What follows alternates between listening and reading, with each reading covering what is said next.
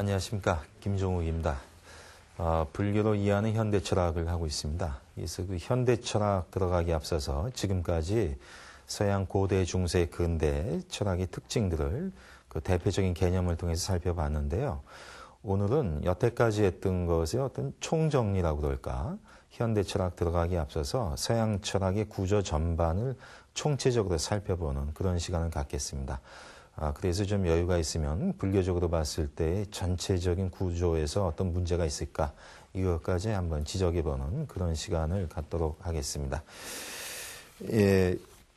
지난 시간에는 이제 서양 근대 철학의 구조를 자아 개념을 통해서 살펴봤는데요. 그때 말씀드렸지만 서양의 역사는 일반적으로 고대, 중세, 근대 이렇게 나뉜다고 했었습니다. 특히 그 중세라고 하는 기독교 지배의 1000년을 놓고 그 전과 그 이후가 나뉜다고 했는데요. 자, 일단 그 서양 철학의 어떤 구조를 전반적으로 보는데요. 여태까지 했던 것에 어떻게 보면 좀 복습 같기도 한데 그 중요한 것을 한번 기억해 보시면요. 어떻게 나눈다고 했냐면은 고대 그리스 철학의 핵심은 플라톤의 이데아라고 그랬죠. 그죠? 근데 플라톤의 이데아는 본이라고 그랬잖아요. 본, 근본. 그래서 어떤 본받다, 본뜨다에 해당하는 그 본, 원본이라고 하는 그겁니다. 그래서 그것이 본체가 되면은 그 본체를 모방하고 또는 나누어 가져서 이런 식으로 해서 나타나는 것을 현상이라고 한다고 했죠.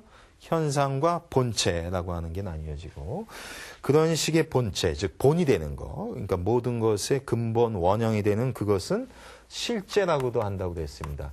이거는 진정으로 존재하는 거예요. 왜? 이건 사라지지 않죠. 그때 원의 이데아 예를 들었죠.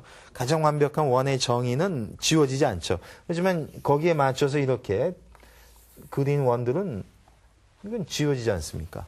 이렇게 지워진다는 얘기는 순간적으로 소멸하기 때문에 진짜로 있는 거 아니죠. 진짜로 있는 것은 지워지지 않을 테니까. 그러니까 원본이 되는 그것은 실제, 진짜로 있는 것이라면은, 그것을 모방해서 드러난 이 현상은 단지 가상일 뿐이죠. 가상일 뿐이라고 했습니다.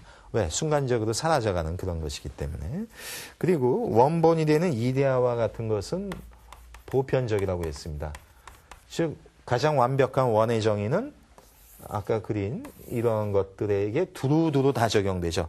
그렇기 때문에 가장 완벽한 원의 원본, 원의 이데아는 가장 보편적인 거라고 했습니다. 그것에 비해서 이렇게 그것을 모방한 것들은 여러 개가 있을 수 있죠. 그래서 이것은 우리가 개별 또는 특수라고도 했습니다. 여기까지 본 게 서양 고대 철학의 기본 골격이라고 했었습니다.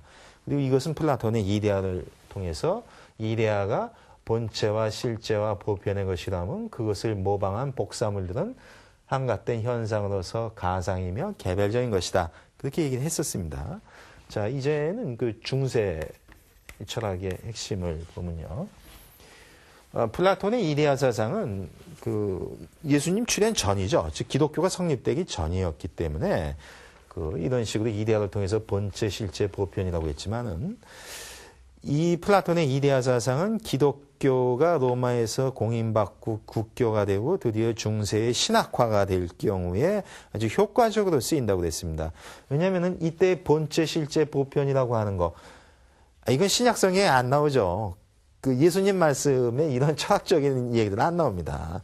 정말 소박한 얘기들, 아주 순수한 얘기들인데 그거 가지고는 고도의 철학화가 되지 않지 않습니까? 근데 이것을 그 소박한 말씀을 철학화할 때 동원되는 것, 이것만한 도식이 없죠. 예를 들면은 이건 이제 신이 되겠죠.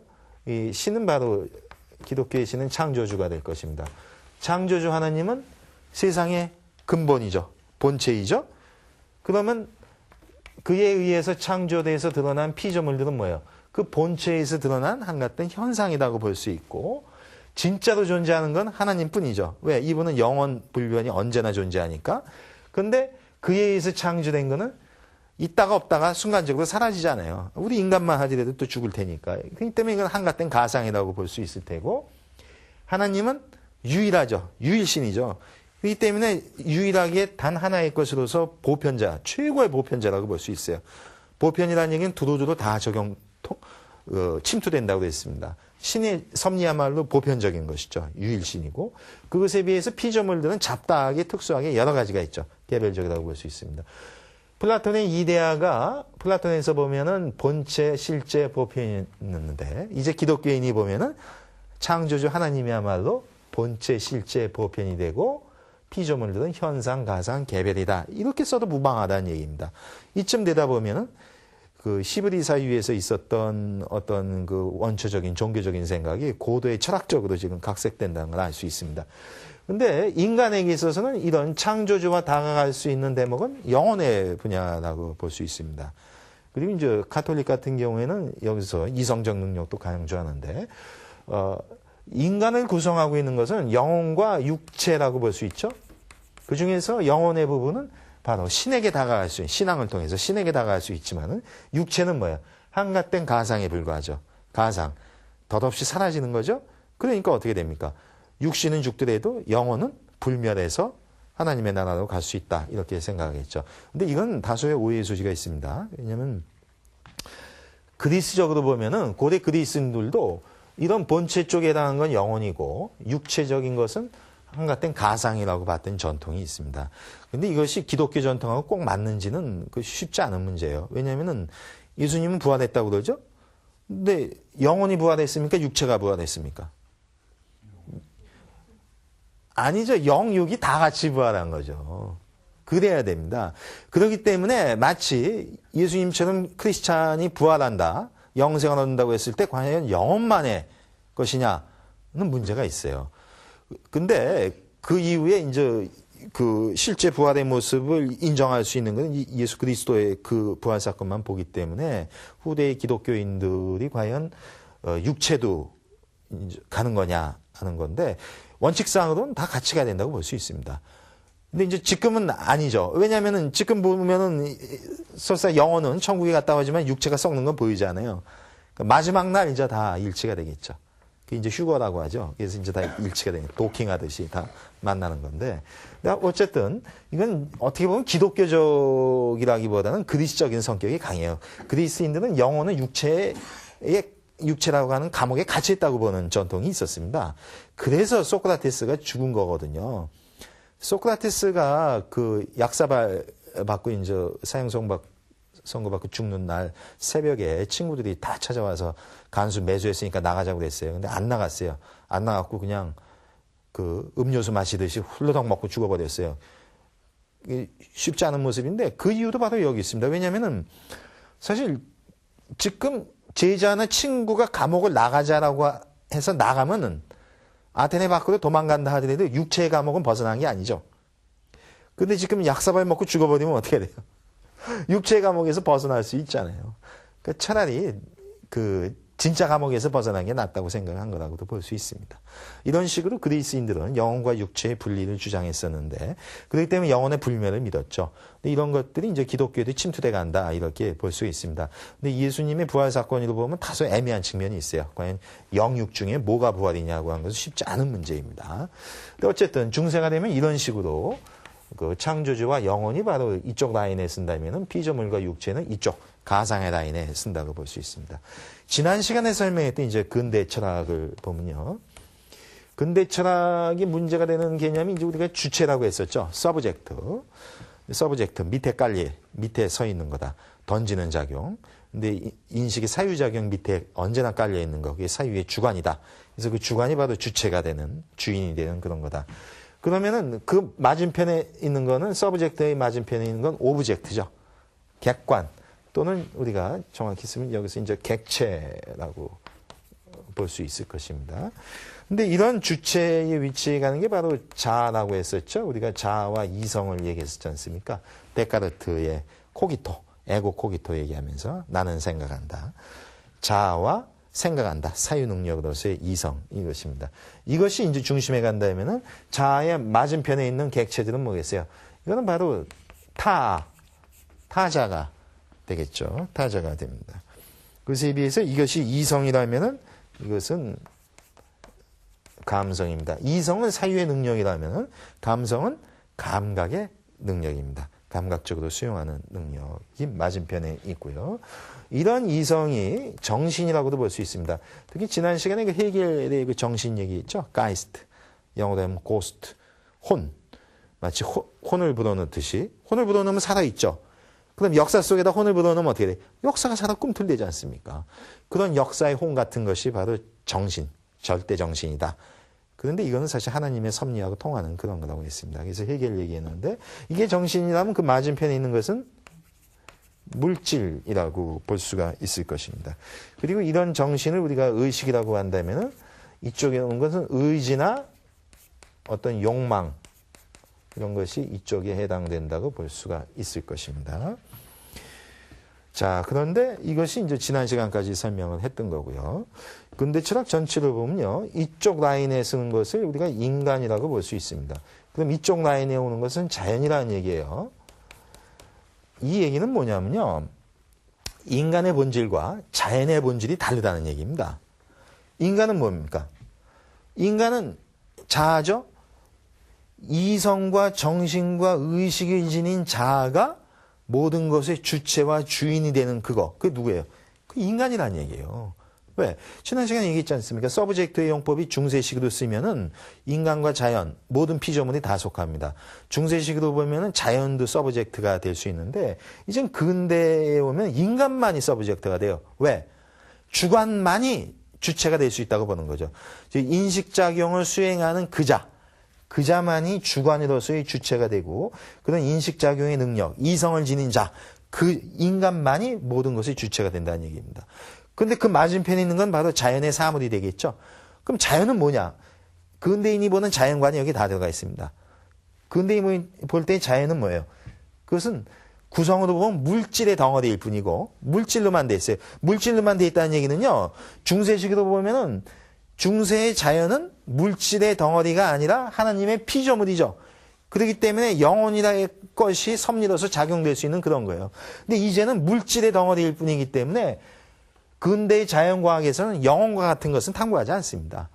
자연의 원리를 수학적으로 탐구할 뿐이지 영혼 같은 건 인정하지 않는단 말이에요. 그러니까 자연의 사물은 오직 물질의 덩어리일 뿐이고 물질의 덩어리인 그 자연의 사물은 인간으로 보면 감성의 대상이죠. 감각의 대상이 돼요. 감각적으로 우리가 보고 만질 수 있고 그리고 그것은 뭐예요? 인간이 봤었을 때에 인간 자아의 밖에 있는 타자일 뿐이에요. 내가 아니라는 거예요. 내가 아닌 남이기 때문에 어떻게 돼요? 인간의 자아의 의지와 욕망의 대상일 뿐이라는 얘기입니다. 욕망의 대상이라는 얘기는 인간이 그 스스로의 의지의 어떤 필요에 의해서 얼마든지 마음대로 갖고 갈 수 있는 그런 거라는 거예요. 이렇게 보면 그때의 자연은 뭐예요? 인간을 위해서 봉사하는 자연이죠. 인간한테 봉사하고 복종하고 인간을 위해서 대기 상태입니다. 스탠바이 상태예요. 왜? 인간을 위해서 내가 쓰여지기를 기다리는 그런 스탠바이 상태입니다. 근데 사실은 어떻게 보면요. 이쪽에 놓인 건 다 스탠바이 상태입니다. 예? 그건 이따 좀 설명하기도 하는데. 이렇죠. 중세식으로 보면 인간이라 하더라도 피조물이잖아요. 한가때 피조물이기 때문에 하나님의 섭리에 의해서 쓰여지기를 기다리는 자라고 볼 수 있죠. 이것이 기독교 신앙에서의 최고 경지라고 볼 수 있어요. 그냥 내맡겨서 그에 의해서 써지기를 기다리는 그겁니다. 그래서 그분이 쓰게 하는 거죠. 내가 쓰는 게 아니에요. 그러니까 이제 자아의 주체성이 아니라 신의 주체성으로서 그가 쓰는 식으로 되는 건데 어쨌든 근대가 되면은 이쪽에 있는 인간이 자연을 이렇게 타자화시켜서 감성의 대상, 물질의 덩어리, 의지와 욕망의 배출구 이런 식으로 써지게 됩니다. 근데 이제부터는 이 얘기가 그럼 인간이면 다 같은 인간이야 한 거예요. TV 보시는 분 중에 이제 여성분들은 기분 나쁜 얘기가 들어갑니다. 인간이라고 다 같은 인간이 아니죠. 정확히 얘기하면 이거는 인간 중에서 남성만이 속한다고 볼 수 있습니다. 그리고 그렇다면 이쪽은 어떻게 속해요? 여성이 속하죠. 물론 이건 다수의 오해의 소지가 있어요. 그러면은 유럽의 근대 철학이 한마디로 다 남성 중심이고 칸트나 헤겔이 남성 우월론자냐? 그런 걸 철학이 얘기하지 않죠.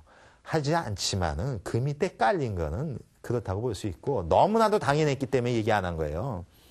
오늘날 같으면 얘기하겠죠. 예? 입장을 밝혀야 되니까.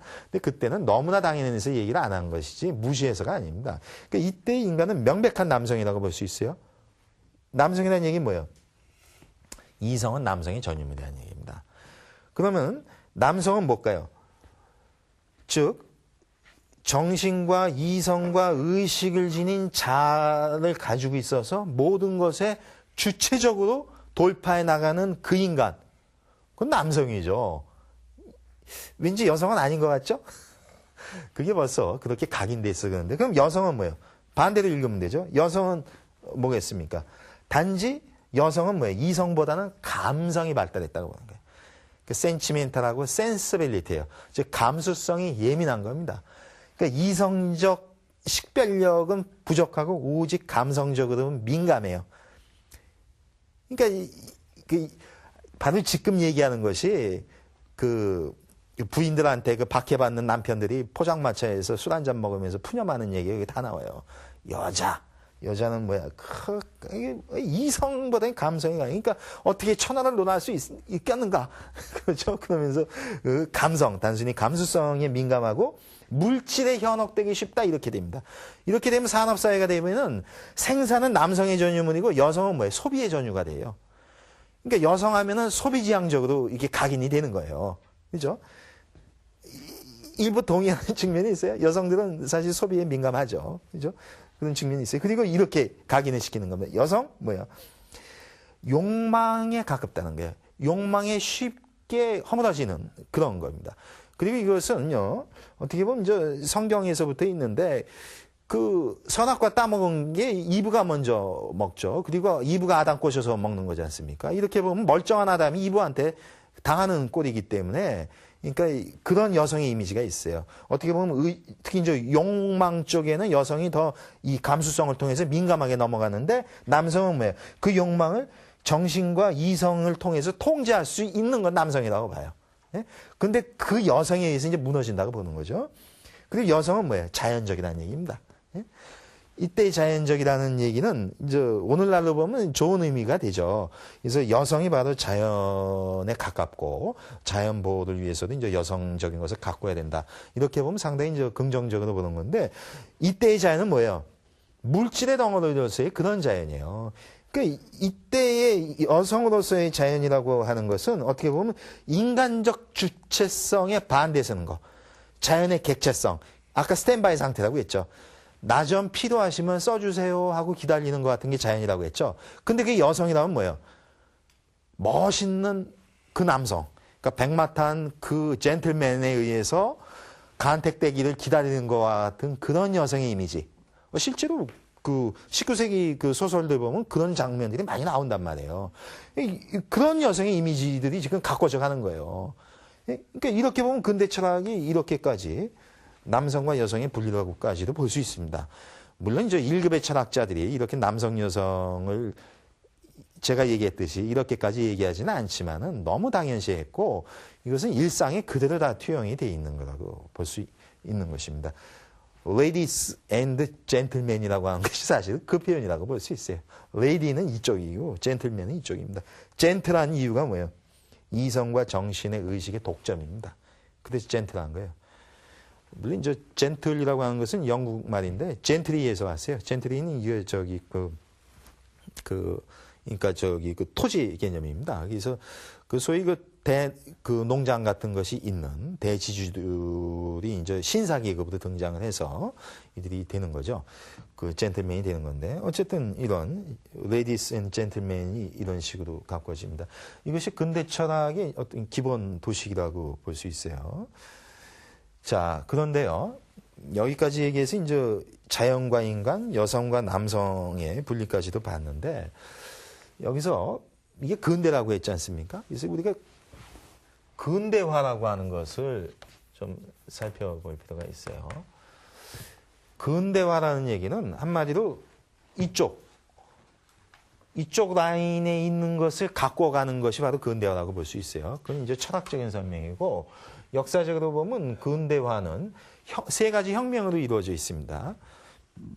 지금 말씀드린 이 얘기는 제가 몇 년 전에 얼마 전에 했던 그 불교와 철학의 만남이라는 데서 요 대목 가지고 몇 개월 했어요. 한 3개월 정도 했을 겁니다.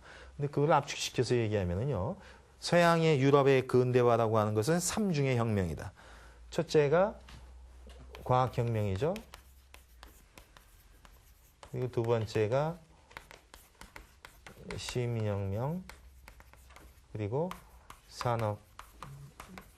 산업혁명입니다.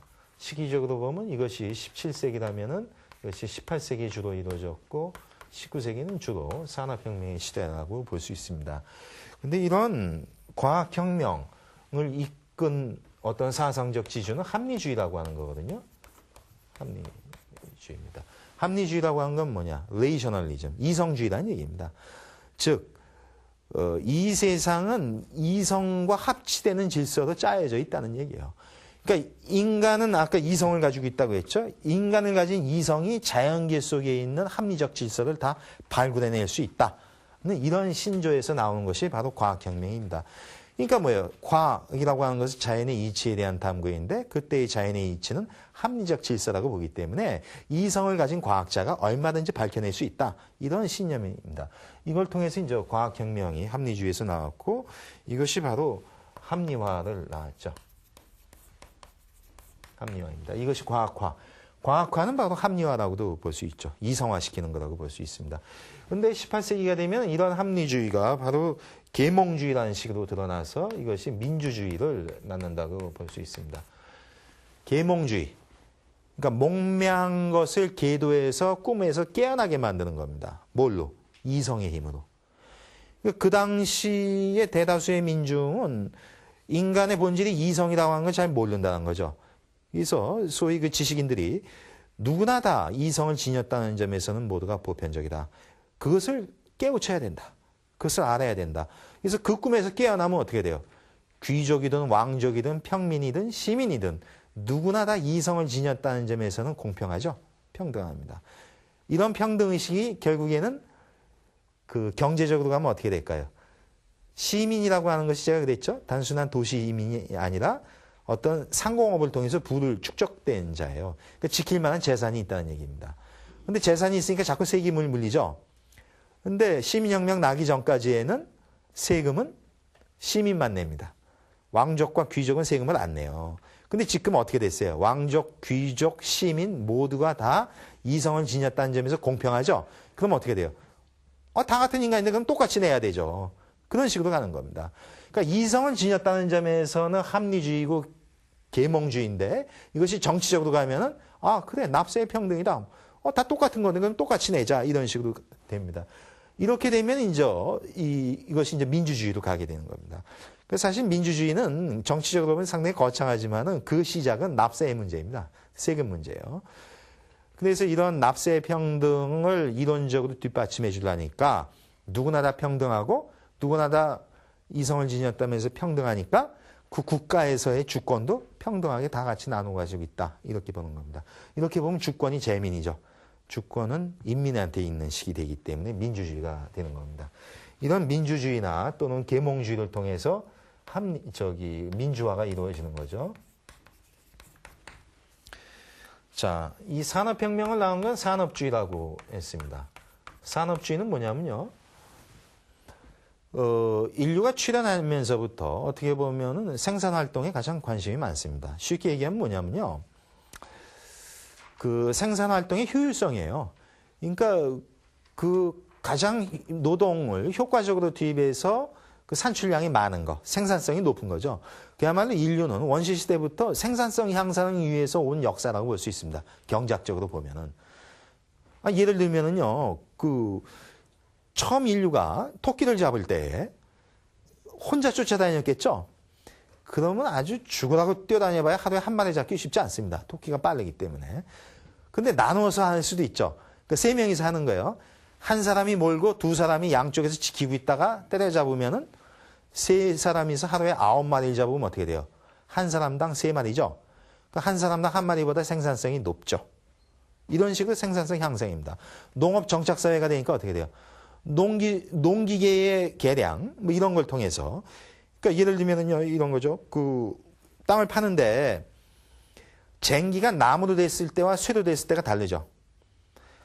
쇠로 되면은 깊이가 없죠. 그렇게 되면 토질이 더 비옥해집니다. 농업 생산성이 더 높죠. 이런 식으로 되는 겁니다. 근데 이런 식으로 생산성 증대를 향해서 오는데 19세기 산업사회가 되면요. 산업, 이때는 2차 산업입니다. 그러니까 공업을 뜻하죠. 공업적 산업을 통해서 가장 생산성이 증대될 수 있다고 보는 겁니다. 농업보다도 공업을 통해서 훨씬 더 생산성 향상이 증대될 수 있다라고 믿으면 그게 산업주의예요. 그래서 이런 산업주의를 통해서 모든 지구의 것이 다 산업화가 됐죠. 예? 여기서 보여주는 이것이 바로 근대화라고 볼 수 있습니다. 이것이 그 서양 유럽이 만들어 놓은 놀라운 성과이죠. 17, 18, 19세기를 거쳐가는 300년 동안에 유럽이 해준 근대화는 합리화, 민주화, 산업화이고 이 힘이 오늘날 세계적인 스탠다드가 되어버렸습니다. 이 때문에 전 세계적으로 다 쓰이죠. 모든 나라가 합리화를 지향하고 민주화를 지향하고 산업화를 지향합니다. 우리나라 같은 경우는 어떻게 돼요? 원산지는 유럽이죠. 원산지 유럽을 제외하고 또는 서구, 그러니까 미국까지 포함해서 유럽과 미국을 제외하고 나서 원산지 밖에서 성공한 것은 한국밖에 없습니다. 그렇죠? 우리가 산업화 달성했죠. 그리고 민주화까지도 달성했다고 합니다. 이제는 아무도 의심할 수 없어요. 왜? 좌우 뒤집어서 계속 정권 교체하잖아요. 얼마 전에 선거에서도 그렇게 됐고. 대한민국이 민주화가 아니라고 주장할 수 있는 사람은 단 한 명도 존재하지 않습니다. 원산지 떠나서 산업화 민주화된 유일한 지역이라고 볼 수 있어요. 나머지가 뭐예요? 합리화입니다. 이것이 아직 부족하죠. 이건 뭐냐면은 실제 관행이 이성적으로 돼야 되는 거예요. 근데 사실 우리 사회에 관행적으로 아직 부족한 게 많죠. 합리성이. 이것까지 되면 진정한 의미에서의 선진화라고 볼 수 있죠. 이게 되는 것이 이제 근대화인데 지금 이게 좋은 쪽으로 얘기했지만은 문제도 많이 있다는 얘기입니다. 불교적으로 보면. 왜 문제가 있냐면요. 산업주의를 하다 보면요. 필연적으로 제국주의로 가는 겁니다. 제국주의라고 하면 또 좌파들의 전유물 같은 식의 용어라고 생각하시면 기분 나쁘시면 이렇게 쓸까요? 패권주의라고 해도 다를 건 없습니다. 자, 이런 제국주의로 갈 수밖에 없어요. 왜냐하면요. 19세기 말에 산업주의를 통해서 유럽이 이제 산업화를 성공하다 보니까요. 산업화를 성공하니까 어떻게 됩니까? 생산성이 높으니까 자꾸 상품을 찍어내죠. 근데 시장은 제한돼 있죠. 자국 시장 내에 제한돼 있잖아요. 여태까지는 자국 시장 내에서 팔아먹었는데 유럽 시장 내에 서로 시장을 침투해버리면 어떻게 돼요? 싸움 나죠? 싸우지 않고 생산성을 배출할 수 있으려면 어떻게 됩니까? 시장을 개척해야 되죠. 미지의 시장 어디입니까? 아시아와 아프리카입니다. 그렇게 해서 시장 개척을 위해서 뛰어들어가면 뭐예요? 그게 바로 제국주의입니다. 그때 쳐들어갔죠. 처음에 선교사 보내고 거기서 선교사하고 문화가 다르니까 나가라고 해서 밀다 보면 자빠져서 다치면은 자국민을 왜 다치게 했냐? 그럼 해군이 갑니다. 그래서 상륙해가지고서 이제 점령하고 나면은 그 다음에 이제 상인이 오죠. 그래가지고 이제 광산 채굴하고 뭐하고 돼서 원자재를 본국으로 가서 가공한 다음에 다시 팔아먹습니다. 이중으로. 그것이 19세기 말 20세기 초엽의 제국주의 역사예요. 이거는 뭐 그 일부 좌파가 얘기하는 제국주의하고 상관도 없습니다. 실제 역사상에 존재했던 그런 거라고 볼 수 있습니다. 그러니까 자기들끼리 싸우죠. 제국주의 종주국끼리. 그래서 첫 번째로 싸웠죠. 그게 1차 대전입니다. 그래서 싸움이 덜 끝났습니다. 왜? 독일이나 이쪽에서 여전히 불만이거든. 왜 너희만 해먹냐? 이게 또 싸우죠. 2차로 싸웠습니다. 그게 2차 대전입니다. 이게 끝나고 나니까 어떻게 돼요? 끝나고 나니까 이제 다시 이념으로 포장된 패권주의로 갑니다. 그래서 미국과 소련이라는 식으로 이렇게 나뉘어져 간다고 볼 수 있습니다. 이런 제국주의예요. 결국은 보세요. 여기서 합리주의는 이성이죠? 이성의 힘이지 않습니까? 근데 제국주의는 패권이죠. 그야말로 모든 것을 지배 위주로 가겠다는 얘기죠. 이것이 서구식 이성의 한계라는 얘기입니다. 결국은요, 이런 식으로 보게 되면은, 여기 한번 보세요. 이 구조를 설명해야 되는데요. 이 구조를 가만히 보시면은 묘한 걸 느낄 수 있습니다. 이렇게 플라톤의 이데아부터 해서 요것을 해줬던 게 플라톤의 이데아였죠. 이걸 해줬던 게 기독교의 신입니다. 이쪽의 대표가 자라고 볼 수 있어요. 그렇습니다. 그런데 이걸 보시면요. 이렇게 본체와 현상부터 해서 이렇게 양단위로 되는데 양단위로 갈려진다 하더라도 공통점이 있습니다. 고대건, 중세건, 근대건 뭐예요? 왼편에서 오른편을 향해서 초월하고자 하죠. 넘어가고자 하는 거예요. 왜? 여기에만 있으면 마음에 안 드는 거예요. 왜 그럴까요? 우리가 에로스 할 때 얘기했지만은 이쪽의 가장 큰 문제는 가사라는 얘기예요. 가사는 가변이라는 얘기죠. 생성, 소멸, 변화하는 것은 죽는다는 뜻이에요. 근데 인간이 여기에 있는 거 수용하기 어렵거든요. 그렇게 죽기 싫은 겁니다. 그러니까 언제 죽을지 모르지만은 죽는 그날까지 가사가 아니라 불사의 이쪽으로 초월하고 싶은 겁니다. 이런 초월의 충동을 우리가 에로스라고 했죠. 바로 이런 에로스적 초월 충동을 통해서 왼편에서 오른편을 향해서 끝없이 초월하고자 합니다. 근데 초월해서 넘어간 다음에 그냥 있겠어요? 여기 가면 그냥 안 있죠. 초월한 다음에 어떻게 돼요? 다시 이쪽으로 옵니다. 어떻게 넘으면? 지배하러 넘어오죠. 왜? 이쪽의 것은 대단하지 않습니까? 불사성을 보장해주는 세상의 본체이고 실제이고 보편이고 그것은 신의 것이라고 할 수 있고 영혼과 가까운 것이고 모든 것의 주인이 주체가 되는 자아, 이성, 정신, 의식을 지닌 남성적 인간의 것. 그걸 가지고 있다면 그 파워를 그냥 두지 않죠. 어떻게 됩니까? 이쪽에 구사합니다. 지배하는 거예요. 근데 이쪽은 지배 당할 만한 거죠. 왜? 이쪽에 아까 뭐라고 했어요? 대기 상태에 있다고 했죠. 스탠바이 상태예요. 뭐라고 했습니까? 이거에 의해서 언제나 가꿔지기를, 다스림을 받기를 기다리는 상태입니다. 자, 그 우주를 한번 볼게요. 보세요. 여기 지금 이데아신 자아라고 했는데 다 공통됩니다. 뭐냐면요. 초월적으로 대단한 어떤 놈이 여기 있어요. 그럼 밑에 깔리는 이런 기타 등등이 있습니다. 그럼 이 위치에 있는 게 지금 뭐예요? 플라톤의 이데아 신 자아라고 했죠. 이거는 초월돼 있어요. 이게 이쪽에서 왼편의 것이라면 이건 오른편의 것이죠. 이건 너머에 있어요. 초월적, 이때 초월적이라는 얘기는 얘네들하고 격이 다르다는 얘기예요. 이 밑에 그야말로 허접한 이쪽과 격이 다릅니다. 그러니까 초월적으로 있어요. 그런데 보세요. 이 작동 방식을 보면요. 이데아의 맞은편에 있는 게 뭡니까? 복사물이라고 했죠. 이것이 원본이 되지 않습니까? 이 원본이 되는 그것을 나누어 갖고 모방하는 그런 거. 나누어 갖는, 모방하는 복사물이라고 했죠. 그리고 이 신의 맞은편에 있는 게 뭐예요? 피조물이죠. 근데 보십시오. 이데아가 복사물에 작용하는 건 뭐예요? 이 가장 완벽한 원본이 되기 때문에 이쪽의 것들한테 자신을 나누어 주죠. 그죠? 나누어 주는 겁니다. 이걸 분유한다고 그래요. 이때의 것을 이렇게 본다면은 이때의 작동 방식은 보시면요. 이때 이데아와 복사물의 작동 방식은 분유라고 볼 수 있습니다. 띄워준다는 거예요. 띄워주죠? 띄워주고 합니다. 자, 그러시면요. 그 다음에 신과 피조물의 관계를 보면 이걸 신이라고 한다면 피조물에 대해서 자신의 창조의 섭리를 나누어 주죠. 그러니까 피조물 모든 것에는 하나님의 보편적 섭리가 침투 안 된 게 없죠. 다 여기에도 다 들어가 있습니다.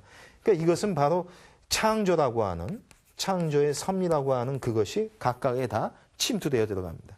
자, 이제는 근대가 되면 자아가 되죠. 그럼 이게 자아란 말이에요. 근데 그 생각나세요? 지난 시간에 할 때 코기토는 에고 코기토라고 했죠. 영어로 얘기하면 I think, 나는 생각한다. 에고 코기토. 독일어로 얘기하면 ich denke, 나는 생각한다.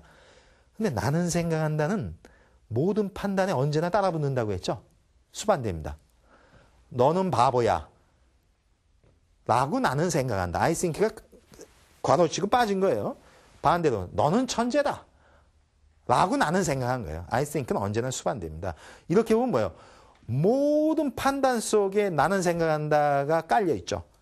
즉 자아의 사유라고 하는 게 깔려 있습니다. 이렇게 보면 자아는 모든 타자에 대해서 그의 사유 능력을 통해서 다 침투되어 들어간다고 볼 수 있습니다. 이렇게 보면요. 이 밑에 깔린 것들, 즉 복사물과 피조물과 타자라고 하는 것들은 그 상위에 초월된 것들이 분유하고 창조해졌고 사유하고 있다는 그 이유 때문에 뭐 해야 돼요? 그것을 복종해야 됩니다. 예? 복종해야 되죠. 격이 다르기 때문에. 그렇다면은 그것을 분유하게 해주고 창조하게 해주고 사유하게 해준 그 자들, 즉 이데아와 신과 자아는 뭐예요? 그것을 능히 지배할 이유가 있습니다. 그 이유는 뭐예요? 지배의 이유는 분유라고 하는 거, 창조라고 하는 거, 사유라고 하는 거, 그것이 바로 이유의 근거가 된다는 얘기입니다. 이런 걸 통해서 바로 지배와 복종의 구조가 된다는 것이죠. 자, 이렇게 보시면요. 결국 서양 철학의 구조라고 하는 것은 묘하게도 죽기 싫어서 불사의 영역을 향해서 이것을 좀 더 철학적으로 체계화해서 현상에서 본체로, 좌변에서 우변으로 초월을 향해서 갔지만은 이 우변을 통해서 좌변을 지배하는 방식으로 간다는 얘기입니다. 근데 이렇게 초월과 지배의 이중주라고 저는 봅니다. 초월과 지배의 양면성, 이중주인데 그것을 가능케 하는 것은 바로 분리죠. 초월이라는 것 자체가 분리시키잖아요. 이쪽과 이쪽을 분리시켜 놓는 그런 겁니다. 가상과 실제라는 이런 식, 현상과 본체라고 해서 이렇게 분리시켜 놓고 왼편에서 오른편을 향해서 초월하고 그 오른편을 통해서 왼편을 지배하는 이런 것이 여태까지 몇 주에 걸쳐서 얘기한 서양 고대, 중세, 근대 철학의 기본이라고 볼 수 있습니다. 자, 그렇다면요. 여기를 다시 가시면은 결국 이렇게 좌변, 우변 여러 가지 썼지만은요. 간단히 보시면은 이데아, 신, 자아의 위치에 있는 것이 그 밑에 있는 복사물과 피조물과 타자의 사물들을 갖다가 지배하는 것이라면은 이 밑에 있는 것들은 복종이라면은 그건 뭐예요? 대기 상태에 있다는 얘기죠. 스탠바이 상태. 제가 그래서 아까 스탠바이 얘기를 한 겁니다. 뭘까요? 한갓된 복사물들은 이데아의 그 분유를 언제나 스탠바이로 기다려야 되는 그런 겁니다. 어떻게 보면 그의 존재 자체가 그의 분유로 해서 된 것이기 때문에 그럴 수 있고요. 피조물도 마찬가지죠. 언제나 이건 대기 상태라고 볼 수 있어요. 그의 쓰임을 기다리는 거예요. 그의 손길을 기다리는 상태가 됩니다. 이쯤 되면 더하죠. 자아가 되면은 자아의 사유 능력을 통해서 이때의 타자, 즉 자연이라고 하는 것은 언제나 필요에 의해서 이용되기를 기다리는 거죠. 그러니까 자연사물이라고 하는 것은 이런 거예요. 뜰 앞에 잣나무. 조주 스님이 화두 같은 건데 원래는 칡백나무 되잖아요. 잣나무가 아니고. 거기 가보면은 잣나무는 한 그루도 없답니다. 그 산에. 다 칡백나무만 있다는데. 뜰 앞에 칡백나무는 서구 근대식으로 얘기하면은 스탠바이 상태입니다. 뭡니까? 나 좀 써주세요 하고 스탠바이 상태예요. 인간이 그의 이성적 사유 능력을 통해서 그걸 베다가 뭐 옷장을 만들든 뭐 하든 톱질해 주기를 기다리고 있는 거예요. 근데 그게 말 됩니까? 아니, 칡백나무나 잣나무가 인간의 톱질을 기다리기 위해서 그가 꽃을 핍니까? 그가 존재하는 게 그것 때문이에요? 그건 아니죠. 자기 자신, 생명은 그 자신을 위한 것인데 이게 이런 식으로 나가면 어떻게 돼요? 스탠바이 상태에서 언제나 손길을 기다리는 그런 겁니다. 이게 이제 남성, 여성으로 가면 정말 여성의 이미지도 정말 처참하게 전락하는 거죠. 남성의 부드러운 손길을 간택받기를 기다리는 것과 같은 이런 식으로 가는 건데 이게 좀 다소 제가 서양 철학을 아주 심하게 지금 몰아붙이는 경우라고도 볼 수 있지만은 사실은 결과적으로는 다 비슷합니다. 결국 이 상위에 있는 것들이 결국은 지배 구조로 간다는 거예요. 결국은 이렇게 본다면은 결국 인간의 서구적 이성이라고 하는 것은 언제나 지배를 수반할 수밖에 없다라고 하는 이 점. 이것이 불교가 지적했었을 때 가장 큰 문제라고 볼 수 있습니다. 왜냐면요, 여기 한번 보시면요, 삼자구도거든요. 분리를 통한 초월과 지배 구조입니다. 근데 이런 분리 능력이 바로 분별 능력으로서의 이성이거든요. 이성입니다. 이런 분별 능력으로서. 근데 불교식으로 보면 뭐예요? 이런 분리하고 분별하는 능력은 한마디로 분별이라고 볼 수 있죠. 분별입니다. 그러면 이렇게 얘기할 거예요. 야, 그럼 불교는 분별하지 않냐? 둘 안 나누냐? 중생과 부처. 예? 깨달은 것과 못 깨달은 것. 거기도 둘 나누지 않느냐? 근데 제가 언젠가 바라미타 설명할 때 했잖아요. 나누긴 나누는데 여기는 분리를 고정화시키잖아요. 이게 넘지 못할 선율이 있어야 초월한 다음에 지배할 테니까 양쪽이 직화되지 않는다는 얘기입니다. 근데 불교는 뭐예요? 불교도 처음에 분별하는 것 같지만은 불교는 무분별을 위해서 분별한다는 얘기예요. 쭉 불이죠. 둘로 나누어 놓는 통상적 방식을 놓되 그거를 깨는 방식을 지향해서 나갑니다. 근데 이거는 깨는 게 아니에요. 왜냐면 분리를 고착화시킨 다음에 초월하고 지배하는 구조로 가는 거죠. 그래서 불교가 항상 얘기하는 게 뭐예요? 분별하지 말라고 그러죠. 왜 그럽니까? 분별하지 말라는 얘기는 그럼 식별하지도 말라. 바보 되라는 얘기냐? 그게 아니죠. 불교는 분별은 언제나 집착과 수반된다고 보는 겁니다. 분별은 그 집착이라고 보는 거예요. 불교의 기본입니다. 그러니까 분별하지 말라는 얘기는 집착하지 말라는 얘기고 분별하는 이상 반드시 집착으로 갈 수밖에 없다는 얘기입니다. 불교 서양식으로 얘기하면요. 이렇게 분별하는 이성을 하는 이상 어떻게 돼요? 집착이 뭡니까? 바로 지배죠. 지배의 의지는 반드시 나올 수밖에 없다는 얘기입니다. 이런 식으로 분별하게 되면 반드시 어느 한편에 의해서 어느 한편을 지배하는 방식을 할 수밖에 없다는 겁니다. 실제로 고대 중세 근대 철학의 구조가 그런 식으로 간 건 사실이었고 이렇게 보면 불교가 지적한 게 맞죠. 분별하지 말라는 얘기. 그것은 결국 뭐냐면은 이원화시킨 다음에 어느 하나를 집착해서 그쪽에 의해서 타자를 지배하는 방식은 하지 말라는 얘기입니다. 근데 이런 식으로 보면은 결국에는 이성이라고 하는 것이 지배로 갈 수밖에 없는 이런 구조. 이건 여기서도 확인이 되죠. 서양 철학이 이런 식의 구조를 가지고 있는 이상 이런 분별이 집착을 낳게 되면 그 다음에 나오는 건 뭘까요? 불화입니다. 세상이 평화롭지 않은 거예요. 온갖 분쟁이 난무하게 되는 것이죠. 결국은 거꾸로 가야 되죠. 평화롭길 원하십니까? 그럼 거꾸로 가면 돼요. 특정한 것을 집착해서 지배하고자 하지 않아야 된다는 얘기고 그러려면 어떻게 돼요? 그 이성의 인간의 사유의 능력을 분별력으로 쓰지 않아야 된다는 얘기입니다. 둘로 이원대립적으로 보는 식으로 하지 않아야 된다는 얘기죠. 그렇다면 뭐예요? 이 이성이 진정한 지혜가 되기 위해서는 분별을 무화시켜야 된다는 얘기입니다. 무분별적 지혜. 그걸 이제 반야라고 했지 않습니까? 이런 무분별적 지혜가 바로 무집착을 낳고 지배의 것을 갖다가 지배의 의지를 내려놓을 수 있다는 얘기입니다. 지배가 자비로 바뀌겠죠. 그러면 세상은 불화가 아니라 평화가 온다는 얘기입니다. 근데 바로 이렇게 되려면요.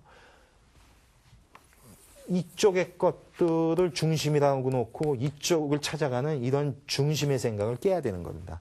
불교식으로 보면 불이기 때문에 이것도 중심이 아니고 이것도 중심이 아니죠. 어디에도 중심이 없습니다. 어디에도 중심이 없다는 얘기는 모두가 중심이라는 얘기입니다. 그리고 어디에도 중심이 없다는 얘기는 특정한 실체성을 비우라는 얘기입니다. 즉, 즉화시켜서 비워내라는 얘기죠. 공화시키라는 얘기입니다.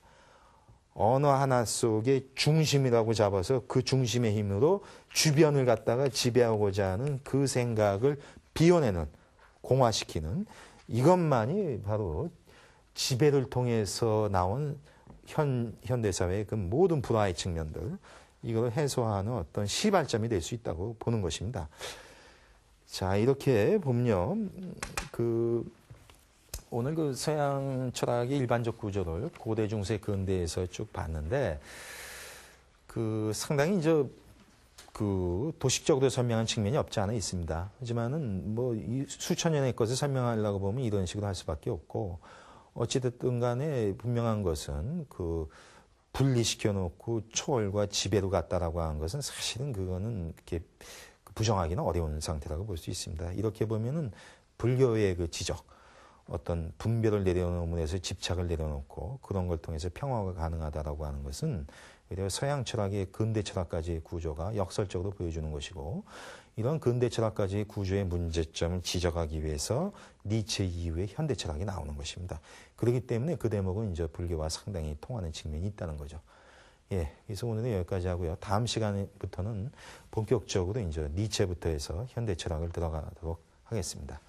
예, 감사합니다.